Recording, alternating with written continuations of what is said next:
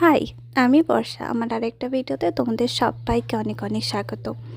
তো আজকে ভিডিওটা সকালে ঘুম থেকে ওঠার পর থেকেই শুরু করলাম। তো দেখতে থাকো আমি সারাদিন আজকে কী করছি। সারাদিন না, তবে সকালটা আমার কিভাবে কাটে।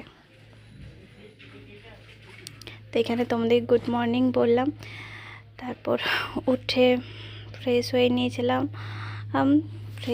ব্রাশ করে ফ্রেশ হয়ে এক গ্লাস এবিসি জুস খাই প্রত্যেক দিন সকালে।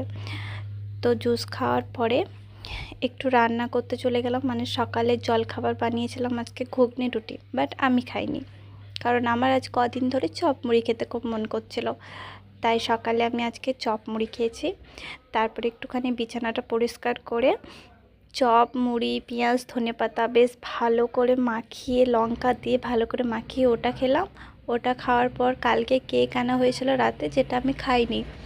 তো সেটা খেয়ে একটুখানি রোদে বসলাম। বাস, বাই, টাটা। কাল আবার দেখা হবে আরেকটা ভিডিও।